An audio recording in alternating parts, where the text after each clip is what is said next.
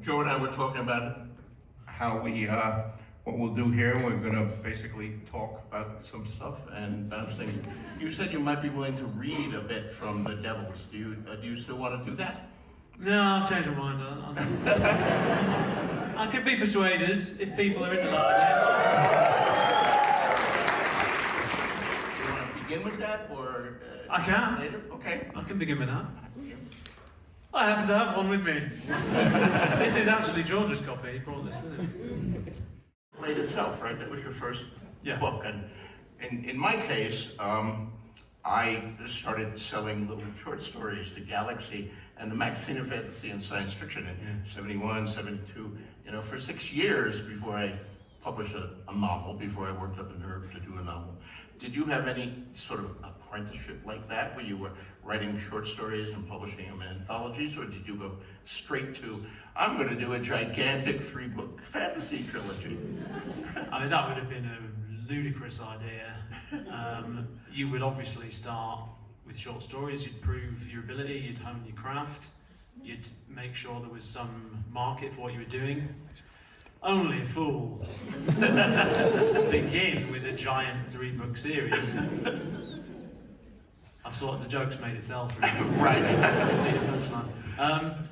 I suppose I started writing the things that I knew, the things that I loved, and I was hugely into Tolkien. He's a British writer, I think he could be good. I was hugely into Lord of the Rings, and so, the first law was my... Did you always want to be a writer when you were a little boy reading Peter Rabbit stories and stuff like that?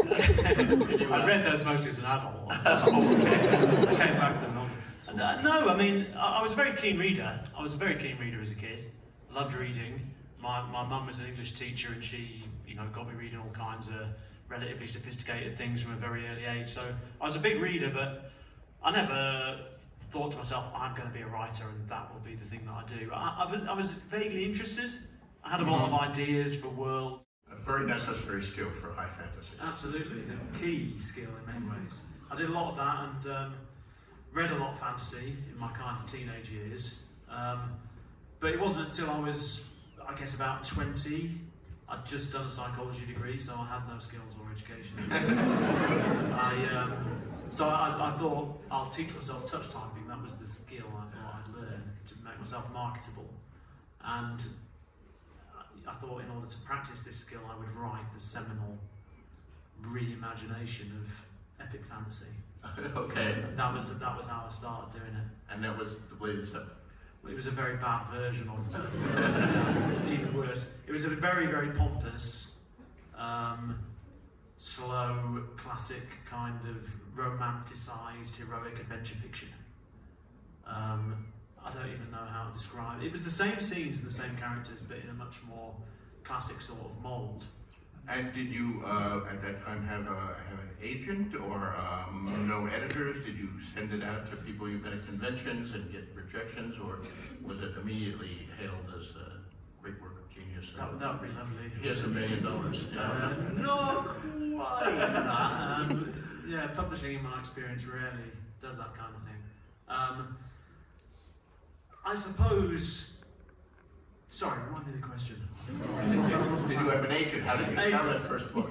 Did you go through a lot of rejection or immediate success? Well, I started at 20. I made a few very pompous chapters, and then I kind of wandered away from it. I was uninspired. And then I spent a few years working in television, mostly making tea, and eventually became an editor, film editor. I worked on documentaries and live music and things. I've read a lot of other kinds of fiction. Documentaries you work on? Yeah, a lot of weather. So you call weather porn? Documentaries about tornadoes and hurricanes. You know the kind of thing. Barry and Samantha have no idea. The fastest winds on Earth were about to descend on their trailer home. I did a lot of that, and I did some live music stuff. I worked for Iron Maiden for a while, and various other bands doing concerts and documentaries. What was your job at the concerts? Well, I was an editor, so I worked for some festivals, and then you'd actually be backstage, cutting stuff as it came off the stage. But mostly I was after the fact. I'd just sit in a dark room,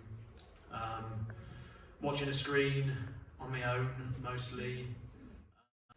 And I really felt like I needed to step away after that, at least for a little while, recharge the creative batteries and try something of slightly different format, slightly different tone. And one thing was to sort of start in a new world, and it felt as if, having written in secondary worlds, invented worlds before, although they're very much influenced by European history, I felt like working in actual Europe would be a slightly different thing, a different tone. I wouldn't have to make up so many names. I can simply open an atlas and point at things. I wouldn't have to draw any maps. I don't want to give the impression that I'm lazy. They gave me that book, and I looked at the cover and it had like a knight on a big lance. And I thought, I've read this before. I know how this is going to turn out. And obviously I saw in that book a lot of what I thought had been, felt had been missing in epic fantasy. Some of the stuff I'd seen in westerns and noir and stuff I'd been reading at the time. And so that was, obviously it was very shocking, very character focused, all stuff I wanted and missed. I first encountered your, I'm not sure if I purchased a book or if your publisher sent it to me. You bought a book? What? You bought a book? I mean... I do occasionally buy books. You still do? Although it is true that these days I pretty much don't buy any epic fantasy. Anyone who writes a fantasy book, I get a copy. It does tend to send you yeah, but that wasn't always true. But this was a while ago. But yes, and when I read your reviews of your book, I'm not sure if it was before or after I actually read the book itself, my name was frequently brought into it, and we became, you've read the book, so I occasionally kill a character or have dark things, and you became instantly known for doing something similar, except more so. You were dubbed the King of Grimdark. And I had never heard the term grimdark, but evidently I inspired it somehow. But you were grimmer and darker than I was, I think. Was it your intention to start the grimdark movement in fantasy? Absolutely not. And when you say dubbed, I mean self-dubbed. The best kind of dubbing is the dubbing one gives oneself, I like to imagine. I'm not actually even a proper lord. It's made up. And I know this because I've tried to get into the House of Lords canteen. It doesn't work. You've got to be a proper lord to do that. That doesn't work. No, I mean, it was never an intention to write any particular kind of thing. I just wanted to write my version of epic fantasy, and that was often kind of the opposite of some of the heroic stuff I'd read as a kid, where you have very heroic characters. I had kind of unheroic characters, and where you have neat outcomes, I wanted to have failure and despair and things going wrong. I just found that interesting. Well, it's been, of course, a decade or so since I've read your first series there, but I guess he's the protagonist of The Blade itself, is a torturer, a schemer, an evil son of a bitch, but I loved it. He was a great, fascinating character, and characters, I think, are what it's all about. Sure. For me. And also, I didn't know where it was going. I mean, I think it's been said that we write the books we want to read, and I think there's an element of truth to that. And if there's anything I don't like, it's predictable books, predictable TV shows, predictable movies. We've all seen them. Some people love them, and I'm not trying to put them down. If you like, the James Bond movie, and James Bond is going to win, and he's going to sleep with several of the women, and at the end he's going to be the triumph. Fine, that's good, but I'd like the suspense of not knowing what's going to happen next and where it's going to be, and who is going to survive and who is going to die, what intention is real. And I thought your books did offer that. Thank you. No, I appreciate it, because obviously it's one of the things I sort of really valued in your books when they first came along. The genre had felt very safe and kind of predictable. A long period of time. where either no one else was doing what he had done because publishers thought, well, no one can ever do this was unique, or they were trying to do it and they were producing these Tolkien imitations, which were, some of them were very slavish imitations. And the writers were not Tolkien, and some were better than others, but I sampled one or two of them back there, and they didn't do anything for me. I was writing mostly science fiction then. It was a few writers who finally, I think, broke from, if you're going to do high fantasy, you have to do exactly a Tolkien. People, I think Tad Williams was one of them, when he wrote the Dragonbone Chair kind of stuff. That was a terrific book, and it had Tolkien-esque stuff in it, but it was unique enough and powerful enough and well written enough that I said, you know, I think some good work could be done in this genre. You don't have to just do Tolkien. And the other one, big one that broke through, both of these published by Del Rey Books and Judy Lynn Benjamin and Lester Del Rey, but the other one was the Thomas Covenant books by Albuquerque's own Stephen R. Donaldson, which were certainly not Tolkien-esque. I mean, there were no lepers and rapes in Tolkien, and suddenly Donaldson was doing this stuff. So were those two sort of influences on you to move from sci-fi? Yes, those were books that spoke to me and said, I mean, I'd always loved fantasy. I wrote fantasy when I was writing short stories, but there wasn't much of a market for it, so I wrote like 10 science fiction stories for every fantasy story. And I certainly never did a fantasy novel. But then when I read those, I said, you know, I think there's opportunity here, and you could do that. And the other thing that influenced me was historical fiction. I was reading a lot of historical fiction, much of it by British writers. England had some wonderful writers of historical fiction about the Middle Ages or the Roman Empire or whatever. I like that. I like the grittiness. Yeah. Nice.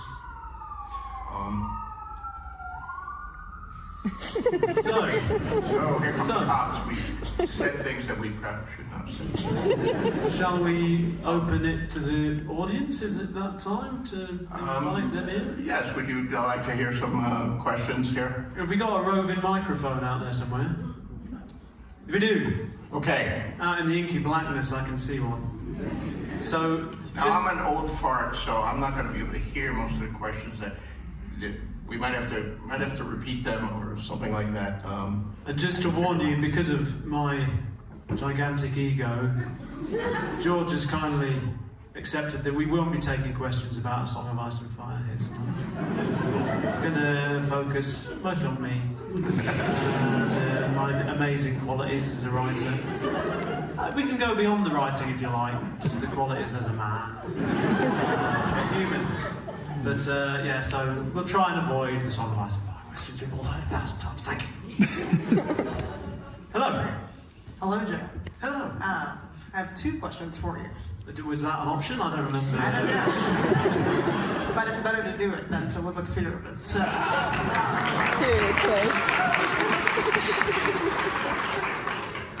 quoting one of the greatest. So the first question was about how you craft action scenes or dramatic scenes in your book that flow from perspective to perspective.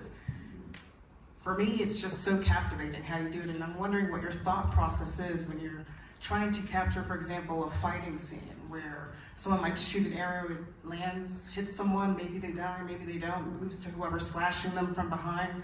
Like how you capture or even think about creating those scenes. So it's a very open-ended question, just how? The second one is, I think, a little bit funnier, which is, do you have a list of like bodily functions that you like go through where you just know? All right, I'm going to talk about the difficulty of pissing. Okay, I'm going to talk about warm water of the ear and just the irritating notion of trying to get it out. Like, how do you have a list? How do you come up with these things? How do you come up with bodily functions? I can say. Well, I suppose on the bodily functions question, I've always done those. I suppose you don't hear a lot about Gandalf's bowel movements. Right? Tolkien doesn't go there, and I've often thought to myself, why? He's an old guy on a long journey. This sort of stuff would be a consideration for sure. There's a lot of second breakfasts going on. So, I don't know, I suppose it was in contrast to the fantasy I read as a kid, which is very shiny and heroic and no one thinks about that kind of stuff. And also it's often told in these big wide shots where, you're looking at the great landscapes but the people are kind of indistinct and far away. It's not very visceral, right? You don't feel in the skin of the character. Some of the noir fiction I read and westerns and things were much more kind of intense, putting you right in the skin of the character, and I felt like that was the kind of writing I wanted to do. Game of Thrones has this tight point of view writing. That was one of the things that really kind of drew me to it. And part of that is being so pressed up tight to the person, almost uncomfortably close. You know what they're thinking, you know what they're feeling, you really understand what it's like to be there. And in a sense that then segues almost professionally to your first question, which was about action and perspective, right? And I suppose what I'm trying to do when I write action is not describe the action necessarily, but to put you in the head and in the skin of the people involved. The first question is always, how does it feel? Not what's going on. I'm not really interested in the technicalities.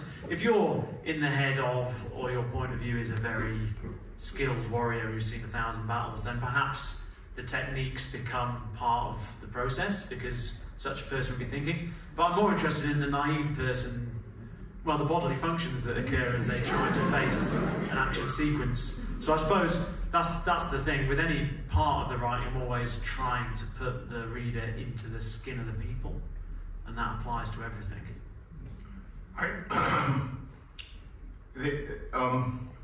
I occasionally, in some of my books, have grappled with issues of the bodily functions. One of the major ones was in Arya. Arya is posing as a boy, and she's with a bunch of people being taken to the wall.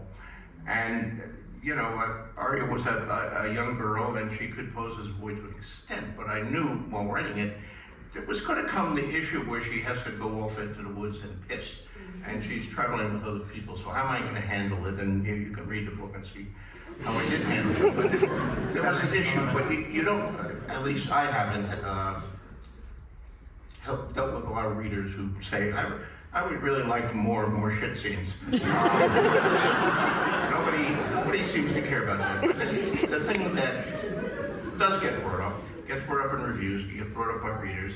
Some of you, we have a large crowd here, some of you probably feel one way or the other, is the issue of sex. How do you present sex? And Tolkien, who I read and reread and certainly was a model for me in some ways, is no help at all when it comes to sex. I don't think they have any sex. The hobbits, I don't know. I guess they have the hobbits, they must. But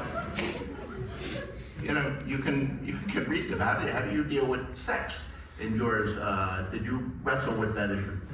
I've always wrestled with sex. I suppose, funnily enough, in the first book, I didn't really do much explicit sex. Maybe I was feeling like that was a step too far into edgy and dangerous territory I wasn't quite ready to tackle. Right. But in the end, generally, I've taken the approach that you try and be as sort of visceral and in the heads of the people, and unromantic and unheroic about the sex as you are about any other aspect of the story, and try and make it authentic and believable and as real as you can. It's interesting. I have a bookstore up in Santa Fe, Beasley Books. And you want a book, come up, and all of our books are signed. But my manager here, Twig, is lurking in the shadows, and he keeps me apprised of what books are selling and all that. And it's been interesting to me to know that right now, I am told that the hottest genre or subgenre in imaginative literature is what they're calling romantasy, which is epic fantasy with a strong romance element. And in some of it, the strong romance element is presented with explicit sex scenes. So this is very, very popular. Are any of you fans of romanticism? Okay. Incidentally, George says no one ever asks him for more shit-related scenes. But if you do, do I have the good for you? Yay.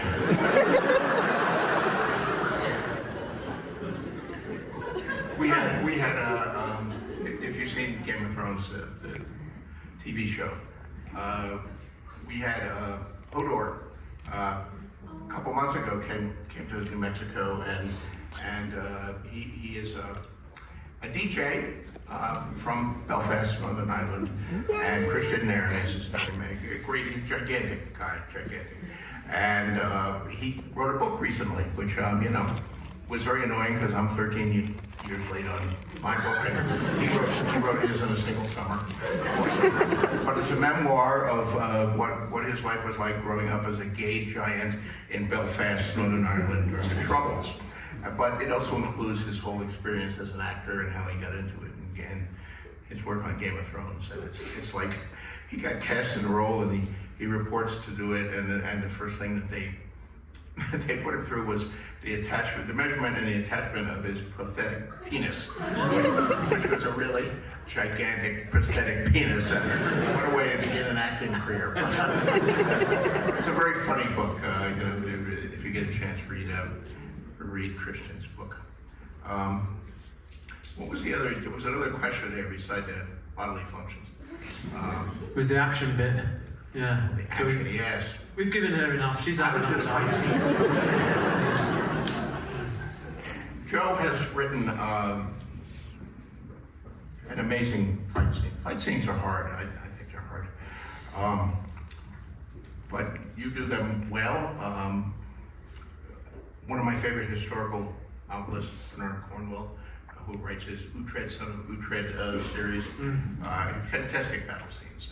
It's very hard to do. I find it hard to do battle scenes because you can do it two ways. Are you doing it the general's point of view or the private's point of view? You know, if you're writing the general's point of view, it's like, well, I'm going to have the left wing come and then the cavalry will come and do that, and we have to take the high ground and we'll put the archers over there. You know, so you get the tactics and the military strategy, which I love. That's interesting. If you do the private's point of view, it's, holy shit, that big guy is coming at me with an axe. We're gonna get him. Oh, what? An archer. Oh, Bill just got killed. And, you know, it's the chaos and the moment that I think it would be actually like in battle. And the best battle scenes, I think, control both. You have to hit both ways. And damn few people can do it. Bernard Cornwell can do it. And, you know, the danger I talked about what killed people. I don't want to have a Conan character who's so invincible that he's going to win any battle he's in. I like the suspense of, oh, you like this character, but will he survive his next chapter? And you have done in your novel, The Heroes, which is about a battle. It's another very good book. Big favorite now. He has, you know, I do viewpoint shifts between chapters. You know, here's a Tyrion chapter. Here's a Jon Snow. It tells you what it's about in the beginning. He has a chapter in there that has like, in one chapter, he has like 8 viewpoint characters. And they're all kind of interesting, and they're all different, and they all fucking die, one by one. He has 3 pages about Bill. And just when you're liking Bill, Fred cuts his head off. And then Fred is very happy, and then suddenly an arrow goes through Fred's neck. It's fucking brilliant.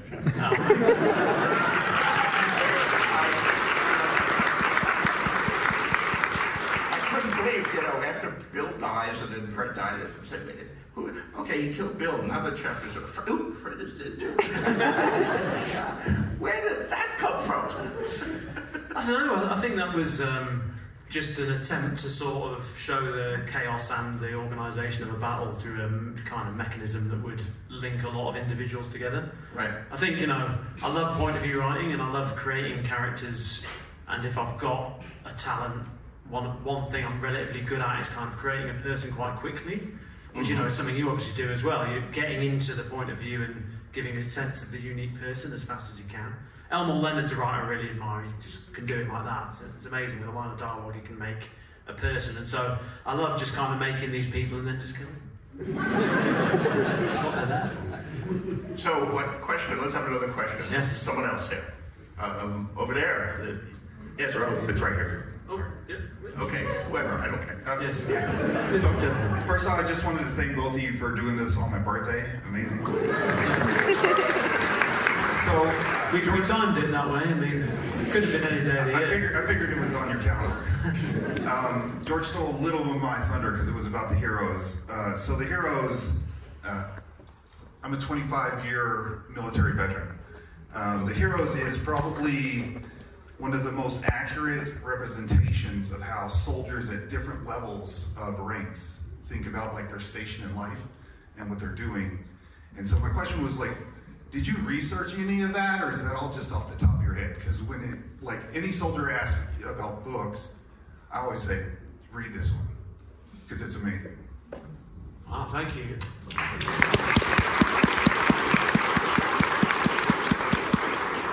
There's sort of no higher praise than when someone who actually does something and understands the world you're trying to summon up, when it rings true for them. You know what I mean? So sometimes people with disabilities of one kind or another, chronic pain of one kind or another, say, oh, I really love Glockter. He really gets the heart of what it's like to have chronic pain.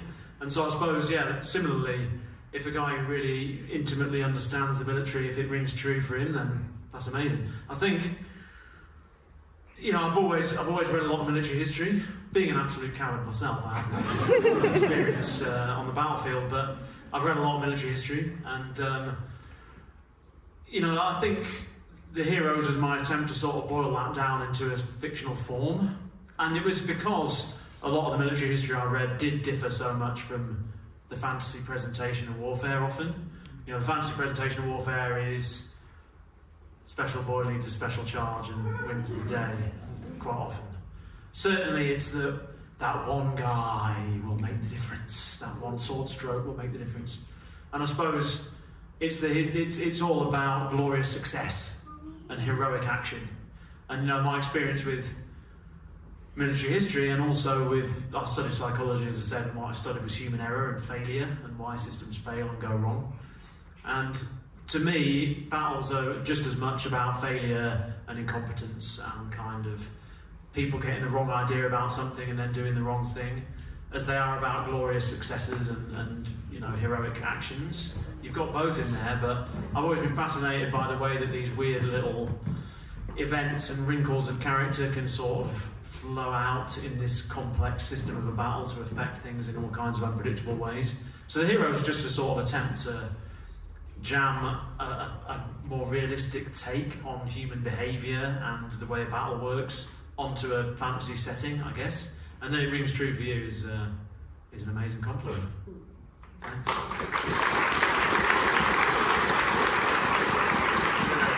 young man over here with a question.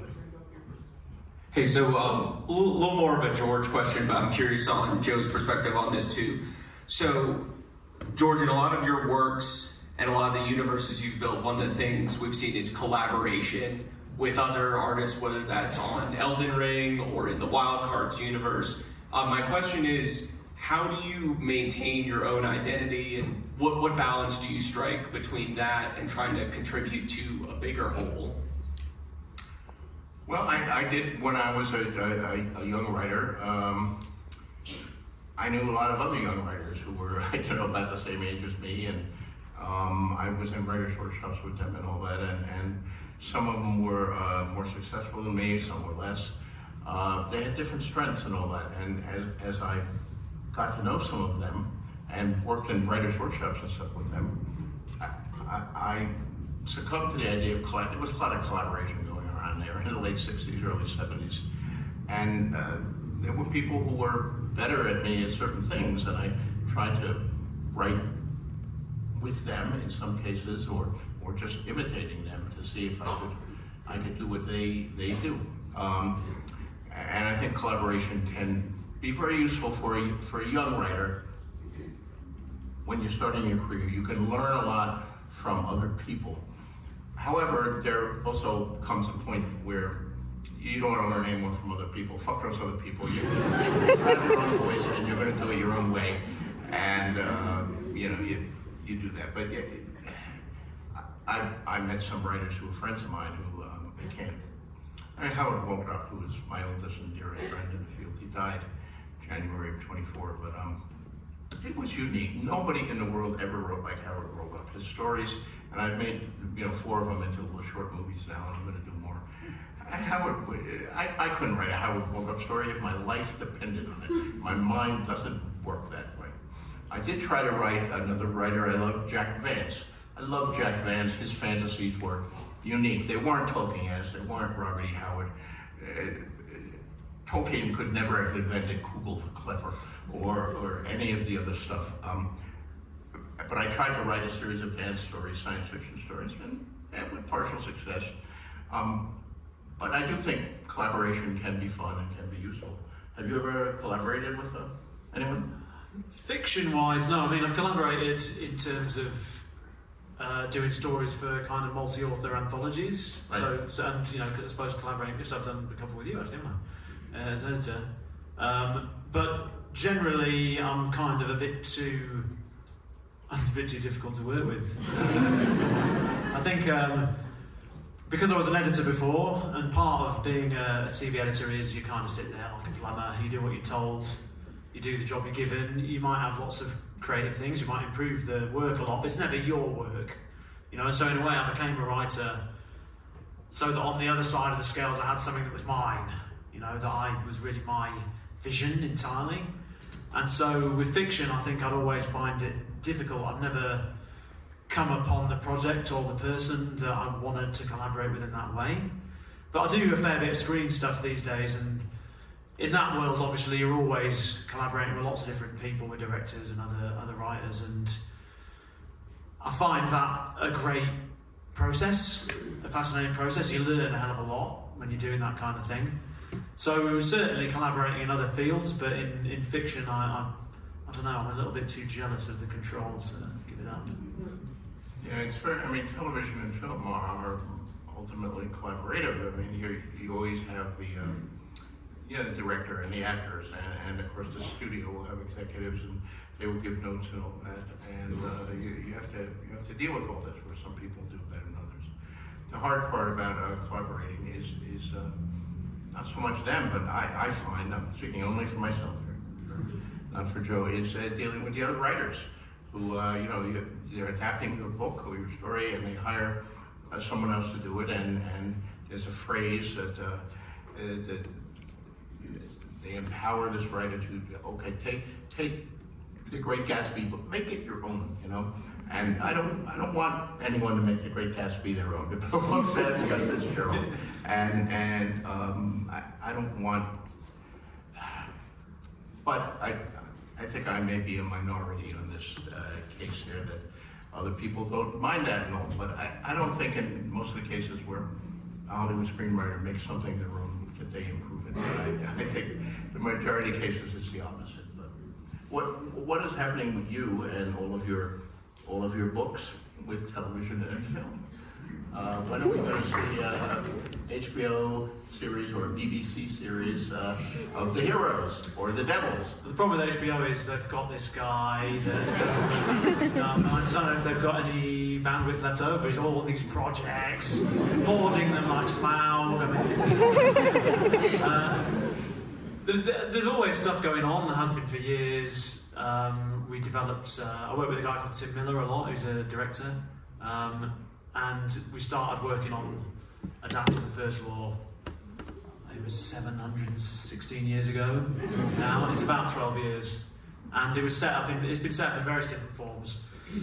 The problem always with these things is announcements get made, and then you can't really say much outside of the announcements often. But the announcements don't really say anything, and so people always want to know more, but you can never really say that much more. Well, you can. Well, you can. Get you in trouble sometimes, but yeah, that's it. Maybe you've got more tolerance for the trouble. ultimate question with things announced and then not made is to actually make it requires money, and a lot of money. I mean, Francis Ford Coppola just made Megalopolis.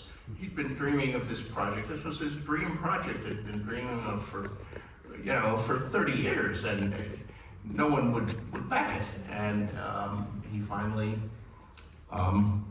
made it. He broke the cardinal rule of Hollywood, which is never, ever, ever use your own money. He used his own money, $130 million of his own money, and Megalopolis was made and came out, and you can see it, see what you think of it, but his $130 million went away and did not come back. So, but he actually seems quite happy with it. He got to make the work he wanted to make, the way he wanted to make it, and He's probably still got a couple of bucks left over as well. We needn't feel too bad for Francis Ford Coppola. That's right, but yeah. So the first wall, you developed it, and what? You couldn't get the money, or somebody had a different vision, or what happened? It's kind of all of the above to a degree. I mean, it was set up for a long time at Netflix, and we developed it there. And I mean, the people involved, I can't name names, but very exciting. Definitely going to happen. I mean, it couldn't fail. It could not fail. Right. It did fail. We did fail because they didn't make it. Well, exactly. I mean, and in fact, the problem partly was, the first meeting I had at Netflix, we drove to this back street in like suburban Los Angeles, little office building, went in, bored, a security guard. We're here to see Netflix. Netflix, it's third on the left, fourth floor. It was like 3 rooms. And you went into this room, you could barely get in behind the conference table. They said, go away and write some scripts. We went away, we wrote some scripts. Came back a year later. Giant tower block with Netflix on the top. Hundreds of thousands of people working there. Yeah. Loads of new layers of executives, totally different culture. And that's been my experience often. Everything's constantly changing and shifting. You sell something to one person, you come back, they're not in the building anymore. Oh, that guy, yeah, he got 5 months ago. There's new people with a different mandate, it falls apart, and then you hear from some other place, oh, that guy who got fired, he's here now. He's looking for stuff. He really liked your project, why don't we go over there? We'll reimagine it, we'll rethink it, we'll redo it for a slightly different market. And then, of course, the market's moved on. Film was big, now TV's big though, so let's reimagine it. So it's always different, it's like a moving target the whole time. Now, I have noticed, being a very perceptive person, that you seem to be British. And what you're describing, of course, is American television and often film. But I had always heard that it's different in England. That the BBC, doing something for the BBC is different. Like, one of my favorite TV shows of all time, I'd rank it in the top 5, is I, Claudius. I, Claudius, the adaptation of I, Claudius, starring Derek Jacobi and an amazing cast. It was made, if you haven't seen I, Claudius and are interested at all in Roman history, watch it. 13 episodes, made for the BBC. The BBC budgets, especially back then, were not equal to American budgets. So I, Claudius's budget, it was made for the change they found in the couch in the BBC area. But the acting and the writing were great. And basically, the entire show was written by one writer, and according to legend, there was the Robert Graves novel, I, Claudius and Claudius the God. He adapted them, and the BBC just said, here, adapt these, go away. And he went away, and he wrote 13 episodes, and a year later he came back, and they made them. Now, I don't know if it really happened that way, but that's like a dream scenario, and it produced a great, great television show. Is that the way it works in England? I don't think particularly any more than anywhere else. I mean, I think that just sometimes happens. The charm projects happen and they come out beautiful, and often it's that someone's sort of given creative control in a way that's not usual, because like a couple of execs are busy doing something else, they're at a party and they forget, or just one guy ends up somehow having this level of control, and then you get something that's a sort of consistent vision. But you've worked in writers' rooms a lot during your career. I have. I found writers' rooms to be, I don't know, they don't really work for me, or at least I've not been in one that seems to fire on all cylinders. Everyone is different. I mean, it all depends on who's running the room and what their vision is, and then also the nature of the show. I mean, the first TV show I got involved in was Twilight Zone. It's just an anthology show. So the individual writers had a lot of freedom there. And we had a showrunner who believed in giving them freedom, wasn't trying to, to rewrite everything and do all that. But every writer's room is different. Every genre is different, and then you have the execs. It's different thing than writing books.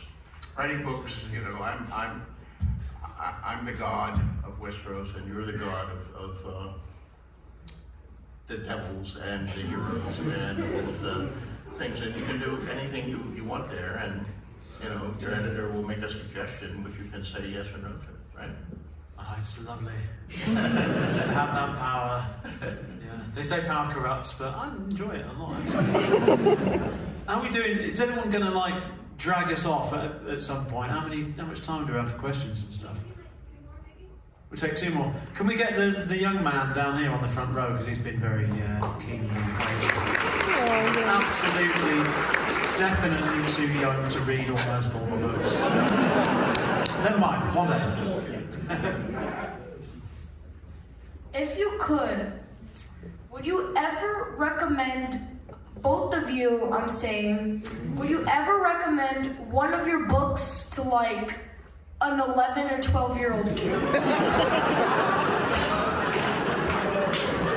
a great question. No.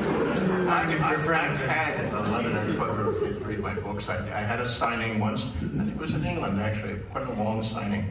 And I'm signing, and my head is down. I'm not lifting up, and I look it up, and there is a kid, and behind him, and I said, how old are you? And he said 11, and his mother was right behind him, and he said, he had finished the whole series before I knew what was in these books. So, okay, it was good, and I don't know, that was years ago. I don't know if he grew up to be a serial killer or what, but I've had young readers read my stuff. How about you? Yeah, and when I was 11 and 12, I've just realised maybe this is the wrong thing to say. But I read totally adult things, and I think it was basically good for me. People sort of, I guess, mature at different rates. But whenever anyone asks me to recommend a book, I usually, a book of mine, I usually say, just buy them all. And then don't even read them. Just buy them. You will not be adversely affected if you never read them. And you won't be disappointed. There's no possibility of disappointment. So. I have found, and you may have quite a different experience over in the UK, but the American audience, where it comes to this, it is not at all disturbed by the amount of violence in the books. I can do a detailed description of a battle scene. I can have a guy tortured to death. I can have people get an arrow in their eye or whatever it is. And American audiences, even young people, nobody is disturbed by violence. But sex is potentially explosive. And how much sex are you going to have? How are you going to present it? What is the vocabulary that you present? The older fantasy books just had, they would kiss and then there would be a break, and the next morning they would wake up. Nobody much does that anymore, but you still, I think a lot of these romantasy books, they have a large amount of romance and sex in them, but it's often presented in a kind of poetic way. I don't know, I think they're pretty spicy, some of them. I mean, in Britain, how is it? We don't have sex there. It's an American invention. Entirely. Try to avoid it if possible. I forgot to say, I did actually write a set of books for younger readers. I should have sold those. Half a King. That's the first one. Very dignified applause, that, wasn't it? It was kind of neat. It wasn't really enthusiastic. It was just there. It was a bit placeholder. I appreciate it, even so. Thank you. Yes. Yeah. One. Is this the last? Is this the last one? Have we got time for one? Yeah. Okay. So clearly neither of any of you shy away from killing off your characters. Everybody who's read any of your works kind of knows that. Have you ever gotten some sort of emotional catharsis by framing one of your characters, say as someone that cut you off in traffic? Yeah. Or, wronged you in some way, therefore you imported them into the book and, did horrible things to them? I didn't quite get that. The question was, have you ever enjoyed killing a character because you related them to someone in real life you wanted to kill yourself? Is that it, basically? Basically. Well, It's not a no, is it? It's not going to be a no. I couldn't give an answer to that. That would get me in a lot of trouble. I won't do that. The way I write, it's a very intense, third-person point of view, but very internal. Makes it even the most obnoxious characters. When I'm writing a chapter, or even worse, if it's an ongoing character that I've written in 8 chapters, to some extent, I've been living inside their head. I become them. And then it is hard to kill them, no matter how horrible and terrible they are. There's some kind of emotional resonance that happens there. I suppose the character that most of the world was glad to see die was Joffrey. And a lot of people still love having Joffrey die, but I did try to write that when I was writing the chapter, and that was the hardest. The Red Wedding was the hardest chapter I ever wrote. I finished the entire book, and then I had to come back and do that. I skipped over that because it was hard. But I wanted, I knew he was going to die in it, but I wanted to try to write it. So even as you're reading it, and people who hate him rightfully, and getting some joy, would be reminded that he's a 13-year-old kid. That he's a 13-year-old kid who's dying in front of his mother. At some level, I wanted to keep that resonance there. I don't know if that succeeded or failed, but that was my goal. I think, obviously, the reader ideally reads a book and it comes at them fast, and the scenes come quickly one after another, and the drama's created and is as intense as possible and then pays off. As a writer, it's a much more long, slow, technical kind of process. And generally, I tend to see the characters as tools. I'm not a psychopath. But I tend to see the characters as tools for a job. They're tools to get a certain reaction from the reader. And so if I've kind of decided, or if the story requires that a character dies, for me it then becomes a technical question of how do I get the most out of this? How am I going to get the most out of the reader, whatever the emotional effect is going to be? How am I going to use that, how am I going to play that card in the most effective way? And often that is a process that starts in the planning, and then you think about how to do it best as you consider the chapter, then you write the chapter, then you rewrite and revise, and you fine-tune it to get the best effect and to intensify it. And so it sort of is it's not an emotional process generally for me, it's a kind of long, drawn-out technical exercise of trying to make it as effective as possible. So I suppose I don't really get the satisfaction or the sorrow that the reader would get, because it's a decision made a long time in advance. Maybe reading the book back later, you'll think to yourself, that worked well. You're not feeling the emotion the reader will feel, I don't think. Before you turn, I have a question I meant to ask you. These, as much as you and I are both inspired by history and historical fiction, this is not history, this is fantasy. And one of the things I grappled with a lot at the beginning is how much of it fantasy, how much magic should I include?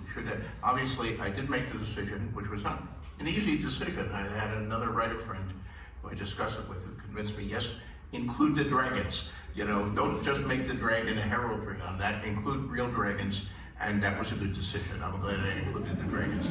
But, dragons, unicorns, magic swords, wizards who can do spells and put curses on people. How much do you put in? How much do you not put in? I mean, one thing, in my case, rereading Tolkien, he's the king of epic fantasy, but it's very low fantasy. Tolkien, Gandalf, they're in the mines of Moria, and here come a million orcs. What does he do? He draws a sword. He doesn't go booga booga and all this. So there's always that issue. Did you wrestle with the question of how much fantasy to include in your fantasies? I suppose I didn't necessarily wrestle with it because it instinctively always seemed like I wanted relatively little, at least with the first law. Right. I suppose the stuff I was drawn to was stuff like, more like Lord of the Rings, more like Game of Thrones in a sense, that is where the magic comes as a shock to most of the characters that are there. Right. It's not a daily experience for them, and the magic is as kind of strange and weird and surprising to most of the characters as it would be to people in our world, I guess. And so that just instinctively, the first law, I always wanted the magic to be quite low magic, although you get some erupting at times. This book, total opposite. Because I thought, I've done that low magic thing, now I'm just going to throw the kitchen sink in there and have trolls, but you have devils, and demons, and vampires, and necromancers, and sorcerers, and the whole lot. Just throw it in there. And a girl pope. And a girl pope. Oh, yeah. Whatever next. Truly unimaginable horrors unleashed.